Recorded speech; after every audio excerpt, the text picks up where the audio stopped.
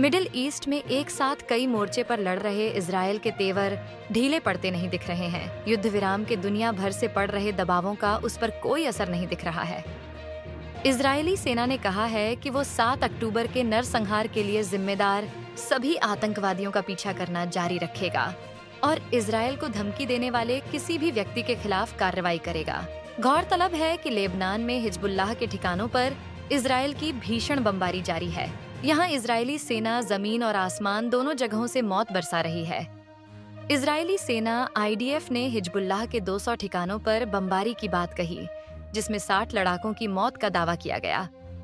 इनमें से लेबनान के बिंट जेबिल के टाउन हॉल में छिपे हिजबुल्लाह के करीब 15 लड़ाके भी शामिल हैं। इजरायल डिफेंस फोर्स के मुताबिक हिजबुल्लाह के लड़ाके टाउन हॉल का इस्तेमाल हथियारों को रखने के लिए करते थे। इनके अलावा रामिम रेज इलाके में भी हिजबुल्लाह के कई लड़ाकों के मारे जाने की सूचना है। इजरायली सेना के मुताबिक उसने दक्षिणी लेबनान में कई सारी इमारतों, हथियार डिपो, चेक पोस्ट और अन्य कई इंस्टॉलेशंस पर जोरदार हमला कर उसे नेस्त नाबूद कर दिया। ये सभी हिजबुल्लाह के ठिकाने थे। बेरूत के दक्षिणी उपनगरों में हुए भीषण हमलों में कई जगहों पर आग लग गई और बहुत से घरों को भारी नुकसान हुआ। इजरायल की सेना न सिर्फ आसमान से बमबारी कर रही है, बल्कि जमीन पर भी ऑपरेशन जारी है।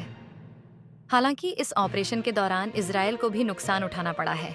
उसके 8 सैनिक हमलों में मारे गए हैं। इस बीच इजरायल ने एक और बड़ा दावा किया है।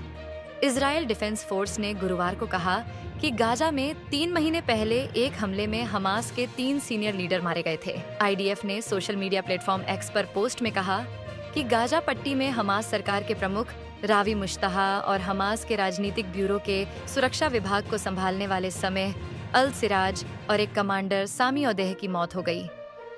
IDF के मुताबिक आतंकवादियों पर उस वक्त हमला किया गया जब वे उत्तरी गाजा में एक बंकर में छिपे हुए थे।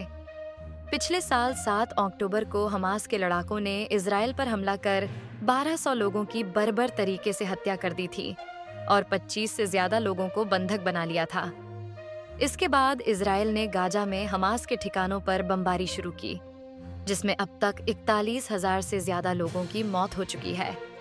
स्वाति श्रीवास्तव, खबर वर्ल्ड, दिल्ली।